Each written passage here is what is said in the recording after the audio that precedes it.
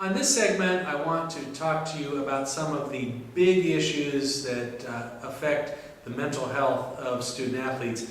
In the opening introduction to why we study student athletes, I began to talk about some of these issues, but I want to go a lot deeper here on this segment. And I think that what I'm about to introduce are really just a fraction of the issues. There are new and evolving issues all the time. And so, I would discourage you from looking at this as an end-all, be-all list, but instead just kind of a sampling of the things that student athletes often experience and things that you're likely to get called about if in fact you decide to work with student athletes. I also want to mention that as part of this course, a lot of the content that I'm talking about here is also covered in the Sports Success 360 book, and there's an audio file and videos that go with this. And so if you're taking this course, you have this available to you, and you're going to want to use that information in reference and to go back to, hopefully for years to come as you continue to develop your practice around helping student athletes. So let's begin. I want to just start talking about the issue of drugs here, not because I think it's the worst or most damaging or necessarily most important issue, but it is one that we're seeing more and more of in the sports world today, and so I thought I'd begin with that. And as I talked about in the earlier segment, I have broken it down into different categories today. We still have the performance drugs, and you typically talk about steroids, and steroids are still illegal in every league that I'm aware of. They're also very dangerous, and so that's where I'm going to start here. Kids today are no different than previous generations. You will have some that are curious about steroids. You will have some that are pressured into using. You will have some that think that they need to use performance-enhancing drugs simply to keep up. That in their mind, their contemporaries, their competition, are so heavily invested in using these drugs that they have to use them just to make it a level playing field. And so whether that's true or not, I guess depends on the situation, but that might be a conversation that you actually have in your office. So you will have some kids that are using performance enhancement drugs. It's not just steroids, there are other human growth hormone compounds out there today. And there are even supplements that are out at the nutrition stores today that are not necessarily categorized as anabolic steroids, but they really fall into a gray area. I know several years ago, the supplement creatine was really popular. It's still popular today, but I know there was a spike in the number of users a few years ago. And you would see that supplement in various nutrition stores. And if you go to a nutrition store, there's a lot of marketing, a lot of bells and whistles, a lot of testimonials by pro athletes about how these supplements like creatine or protein powders are used and how they're needed. Most of these supplements, if not all of them, are not monitored by the FDA, and so there's some danger there.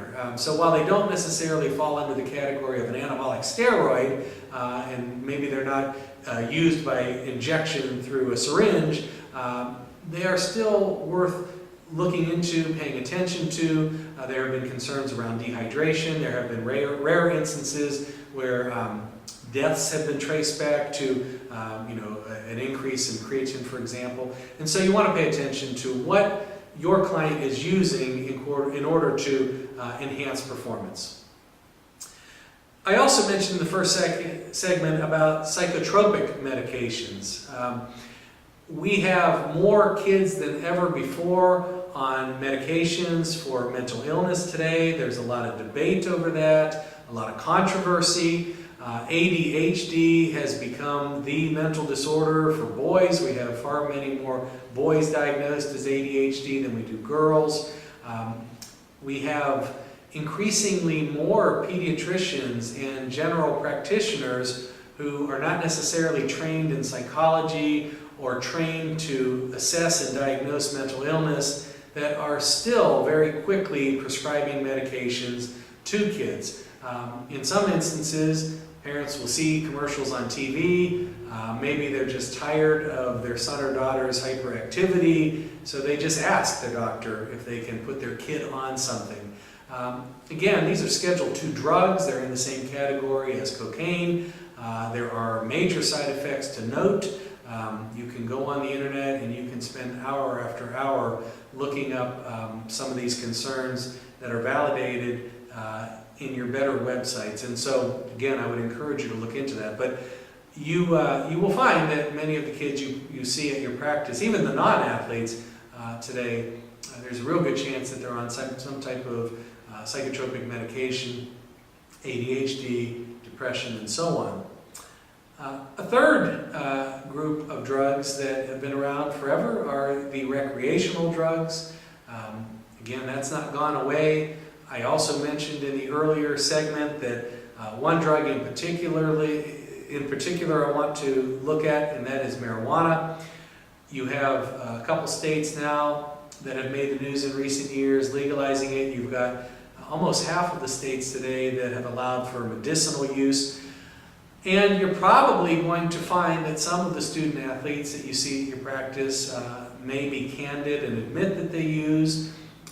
Some may have done their homework, as I have had in my practice over the years, and will tell you all the reasons why it's safe and good and why it helps them manage chronic pain. I think we're so early in this discussion, and we have yet to see enough research whether it is valid or not, but there certainly is a lot more research looking at it. But the point here today is this is yet another potential drug that a student athlete may be using, or a pro or college athlete may be using. I know a recent study came out, well, not a study, but a former professional football player said that upwards of 70–80% of NFL players today are using marijuana for managing chronic pain. Again, my point here today is not to endorse anything, it's not to suggest that you look at this casually, but instead to let you know that when it comes to the recreational drugs, I would say that marijuana has certainly surged in recent years with increasingly more professional, collegiate, and interscholastic athletes using or considering using, and that's probably because it's been so much in the mainstream media lately that I think it does create a sense of comfort that it must not be all that bad. So, you know, again, whether that's true or not remains to be seen, whether the drug can be used successfully or not in various medical situations is debated. But my point here is it may not be that uncommon for you to work with a student athlete who is in fact using. And then the final category also, you know, it's another prescription category here, but it's a little bit different than the category I mentioned earlier, and that is the prescription pain pill category. We have seen a very dramatic surge in the number of student athletes, professional athletes who have gotten hooked on prescription pain pills. It often happens very innocently, where an athlete deals with an injury, and as part of the normal aftermath of dealing with an injury, it's not that uncommon that an opiate-based prescription pain pill will be prescribed. Now, in a best-case scenario, if that approach is decided upon by the doctor, it's a very short period, it's closely watched and monitored, so that the person does not become addicted. But that isn't always the case, and what we have seen nationwide is far too many student athletes begin using a prescription pain pill, often innocently enough following an injury prescribed by a doctor. But then, if they're not watched closely, they begin to develop a physiological and sometimes psychological dependence on the drug, and that's when they, in turn, will usually go out to the street to continue to buy the drug. And it's not that difficult for them to find it. Sometimes it's scary to learn how present these drugs are in society today. But if they're unable to find the prescription pain pill, what we're seeing many of them do is turn to the more readily available and more affordable drug, heroin. And so, again, these are situations that have come through my office in recent years, and it's very, very important that we pay close attention here. work with school systems, work with policymakers, work with people in drug rehabilitation centers. We really need a collective effort here because this is the one category of drug, at least through my experience, where student athletes, once they get hooked, they simply don't walk away. And I don't think it's realistic for us to think that working with a student athlete who has a physiological dependence on a pain pill is going to see us once a week for an hour and just get over that habit. In fact, I would say in the vast majority of cases, if they are to that point where they're hooked on a prescription pain pill or heroin, they're probably going to need to be in an inpatient facility with some serious work to get through that. And that is unfortunately where we are today with respect to some of the pills and drugs that athletes are using. So I want to transition from drugs to sports burnout. We introduced this in the first segment as well. As I mentioned then, this is not a condition you're going to find in the DSM. However, it is a very real condition and very unique to athletes. I find that sports burnout occurs when athletes often specialize in a sport. Now, this doesn't mean that every athlete who specializes is going to get burned out, but the prototype is typically someone who specializes, someone who plays a sport year-round, someone who plays at a very intense level with very few breaks, someone who maybe wasn't fully invested and maybe doesn't love being an athlete as much as his or her parents want him to be an athlete. So there are many different factors that kind of contribute to it. But you will see that some of the signs include when the athlete is no longer as interested in playing sports anymore, no longer as motivated to go to practices and games, no longer shows that pride in on-field accomplishment and the success that they have in sports. They're no longer proud about that. Sometimes they'll just have very uncharacteristic behaviors. They're angry about playing. Maybe they have an entirely new peer group that has nothing to do with the athletes they used to hang around with. I usually say that there's not one way of diagnosing this, but if you get a gut feeling, you're probably right. So if you are, again, a community counselor, and the parents tell you, she's just nothing like herself. She's 15 years old. We provide all these sports opportunities. We're traveling all over the country for these games. You would think that she would just love this, and in fact, the student athlete doesn't love it at all. Right there, it might be a sign that the student athlete's burned out, even though her parents aren't seeing those signs. So trust your gut here. Obviously, if you've got a client brought to you because of a substance issue, that might be a sign. Are they using drugs, alcohol to cope with the stress of having so much pressure put on them to continuously be successful in their sport? Again, that might be a big warning sign. I typically see two types of sport burnout. One is the long, cumulative type of burnout where somebody has played for years and years and years. That's the more common type. But I also see what I call a short burst burnout, where maybe it is the student athlete playing a sport over a summer. Maybe he's on a travel league team where he's playing 60, 80, 100 games, and it's just too much. He's 15, 16 years old. He wants to be running around with his friends, down at the local pool, learning a new skill or anything for that matter, and he's simply unable to do that because all they're doing is playing that sport day after day after day. That can also be a sport burnout categorization. And so, again, that's probably one of the main reasons you might get a call if you are an athletic counselor. Oftentimes it's parents not quite understanding what's going on. We don't understand why he's so frustrated or tired or disinterested, and they will often justify their uncertainty by saying, we provide him with everything, the best training and equipment and so on, but yet he still just isn't interested. So again, that might be something where you roll up your sleeves, use some of those cognitive behavioral approaches, try to understand what is irrational maybe in the view of the parents, or how you can intervene to a student athlete by creating a very real here and now therapeutic relationship one-on-one, where ideally that person will come around to saying, look, I like my sport, I don't love it, this is too much, I need some help in brokering a conversation with mom and dad so they back off a little bit. A third area that is another unfortunate area that we've seen more of, particularly in the last 10 years or so, would be inappropriate boundaries between coaches and student athletes. And admittedly, this is a dark subject, but unfortunately it doesn't take more than a Google search to find story after story after story of a coach overstepping an adult-child relationship and engaging in some type of an adult sexual relationship with a kid. Could be drinking, drug use, reckless behaviors, just things that you would consider to be inappropriate and irresponsible. I think one of the big reasons that we've seen such a spike has to do with the type of coach that we're seeing today. It was only a generation ago where the vast majority of coaches in school systems were what we call teacher coaches. They were teachers in the school system that also moonlighted as a coach. They were typically trained to work responsibly with kids, to understand why kids are involved in sports and so on. Now that doesn't mean that we didn't have some bad teacher coaches. Of course, there's good and bad in everything.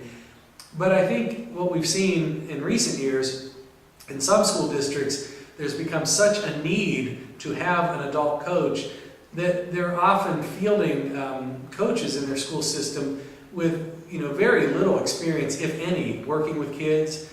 They might be chronologically young in age, 19, 20 years old, and they don't really have an understanding that the sport experience should be used for holistic development, not necessarily to churn out professional athletes. And because they're just barely older than the kids that they're coaching, again, there may be some relationships that develop there that you might not have seen if that person were a little bit more chronologically older and more mature. Now, again, I want to be clear, not every person who fits into this category is bad or going to be a bad coach or going to engage in an irresponsible or illegal relationship, not at all. But I think that we have certainly, I don't think it's coincidence that a lot of these coaches who have been arrested in the last 10, 12, 15 years actually fit this prototype. Now, why do these things occur? I think coaches have a very unique and different relationship with student athletes. They're in locker rooms, they're around showers, they're around kids late at night if practices are at night. There's the opportunity to engage in communication that's not very formal. Unlike a teacher-student who might talk in a classroom like this, it's not uncommon for a coach to text his or her student athletes. Language is generally not as appropriate or serious. It can sometimes be coarse, it can be slang. And I think because of all these factors, you have sometimes a more casual relationship that can in turn lead to some very bad places. And so it would not surprise me if you work with student athletes or will work with them in the future that you may have a situation where a school district is dealing with a coach who got into a boundary-related concern with a student athlete.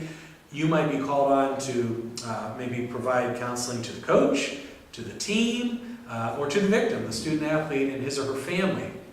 Again, it's unfortunate that I needed to include this as a segment on this program, but it is a situation that has occurred enough that I feel like it'd be irresponsible to not discuss it here. And it is certainly the type of issue where a student athlete receiving counseling can be greatly benefited by that therapeutic relationship. And I'd like to think that certainly perpetrators who get this help might also stand to improve as well.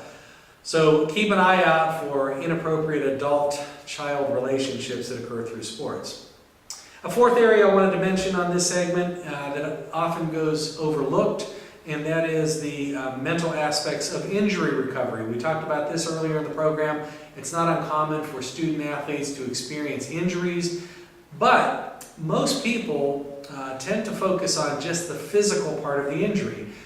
They look at the rehabilitation process. Is the athlete in the weight room? Is he stretching? Is he flexible? Is his cardio back? But they tend to forget that a lot of times athletes who deal with injuries do so in isolation. They do not have that social support that we talked about earlier. They have a lot of uncertainty about when they'll get back on the field. Will they regain their starting position? Is this a career-ending injury? And then what do they do there if they have to go through that whole identity transformation process that we've talked about? There's an awful lot that goes on when you're talking about the mental aspects of injury recovery. So again, I introduced this here because I think this might be the type of referral that you get even within a school system, where a coach might see you in the hallway or call your office and say, something just isn't right with him. He's supposed to be okay. The trainers, the doctors say he's good to go, but he just seems to be in a funk. And in a case like that, it might be that the athlete is struggling with his self-confidence to go back out there and play. Maybe he's missed 6 months, 9 months, a year, and getting back out there, even though all the medical reports look good, he's tentative. He doesn't want to go too fast, too quickly, and re-injure and have to go through another recovery process. So, that's not uncommon to have a referral where, the parents might even bring a kid to you and say, we don't understand this. Ever since he or she's been able to go out and play again, they're just not the same, and we don't understand why. So injury recovery, the mental aspects of injury recovery can be another place where you might get a referral. Another area that I see in my practice, and that I'm sure you will see if you work with athletes, is performance anxiety.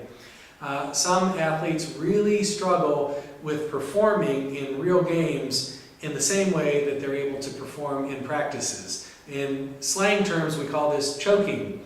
And so you have a student athlete who performs, extremely well in a practice situation, gets the job done, is a great athlete on paper, but then you go into real games, real matches, real events, and that student athlete is nothing like what he or she looks like in practice. And so, a lot of times you have to go back and really dig deep with that client to understand, is it a state or trait anxiety? And again, there's a lot of literature there. The trait anxiety implies that it's more something genetic, physiological, or is it state anxiety, that there's something in the environment in real games that triggers that pressure? Maybe it's a crowd.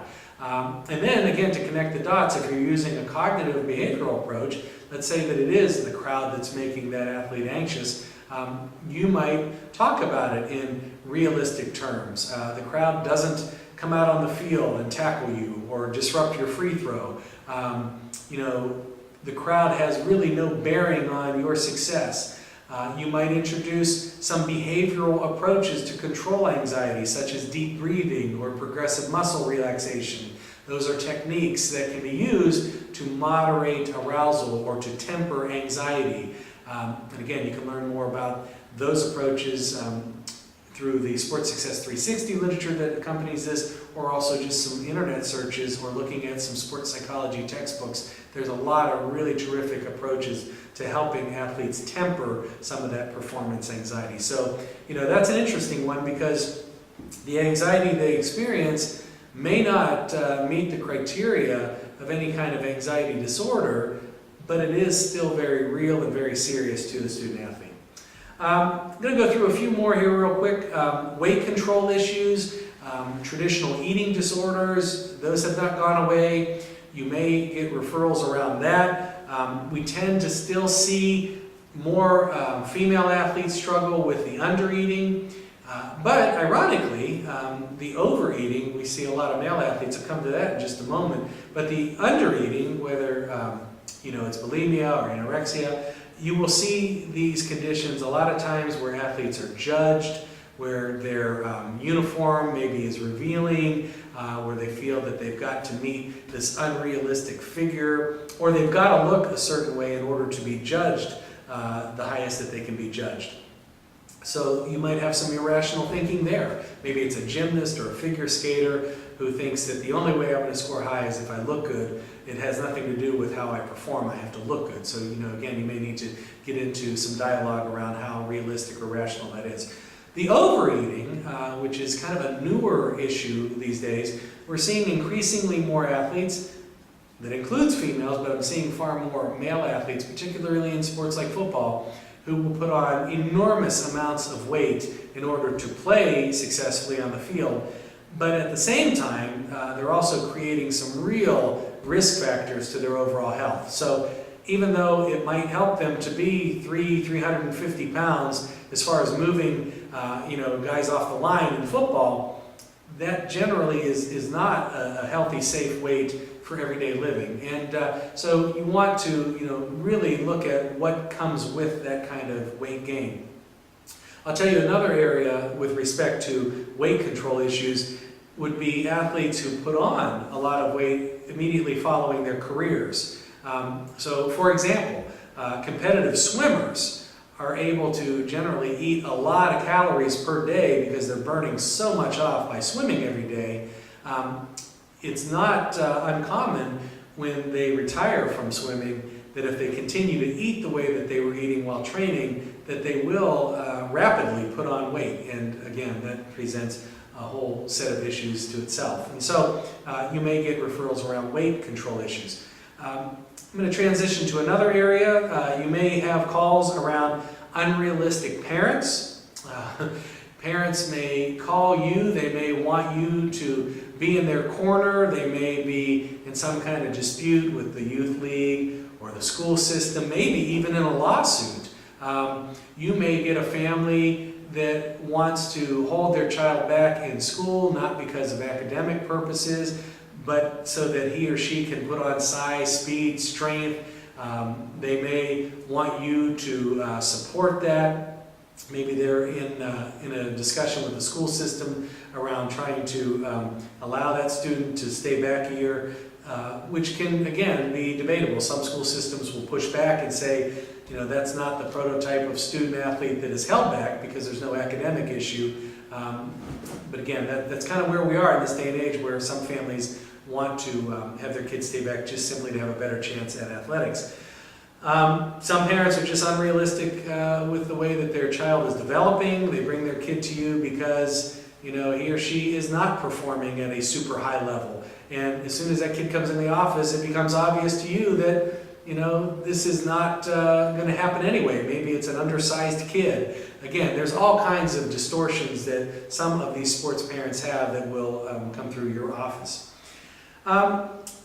Two more issues real quick. One has to do with a very traditional issue of hazing. You may, again, if you work in a school system, be called in to work with your athletic department or a team or an individual who has become victimized because of hazing. There's a real fine line between developing team traditions versus crossing that line into hazing. Hazing may lead to physical damage, but it can also lead to psychological trauma that's not witnessed. In fact, I have a video on my website that gets into these situations in a lot greater detail if you're interested.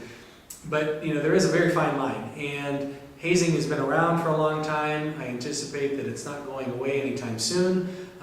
If you do not have coaches who overtly talk to their kids about the dangers of hazing, in all likelihood you may see a situation occur because you've got kids who don't really see the damage in having other kids go through what they think are just team traditions, but that ultimately are very humiliating and can lead to emotional trauma. So, I want you to be aware of hazing.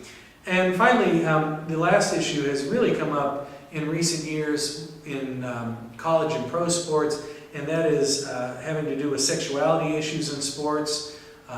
You're seeing a kind of a revolution today, and it's a good thing that you're starting to see more and more recognition and acceptance of homosexuality in sports. This has been a particular struggle for gay men, I think more than gay women, and just in the past year or two we have seen the first NFL gay athlete come to the league. We've also seen the first NBA gay player come out, and so I think you're going to see more and more of that in the future. But again, this is an issue that has come through my door. I have seen student athletes struggle with this, wanting to come out but not feeling that they'd be accepted. And I think that, again, some of those stereotypes are that much stronger in sports, although I believe they are coming down. Those walls are coming down slowly but surely. But still, I think that this is certainly a challenge for athletes of all ages, particularly kids and some of the kids that you might see in junior high or high school. So again, those are just some of the issues today that you're likely to see if you're counseling athletes. And then I would leave you with this. Even those issues aside, I think there are enormous responsibilities placed on student athletes, the overall expectations that schools and communities have for them to be role models and leaders. We hear about it all the time, but yet very few student athletes are ever taught how to become a successful leader or what it means to be a role model. And so without any kind of dedicated training or instruction or education, you can see how a lot of kids feel that pressure that, I'm supposed to be a role model in this school, but I don't really know what that means. You're also going to have kids that struggle with making it to that next level, whether it's high school to college, college to pro, and then as I mentioned earlier, finding that support at the ends of their careers, sport retirement, again, depending on what level they leave sport, there are always going to be concerns around that. So those are some of the big issues that clinical counselors face on a day in, day out basis when working with athletes.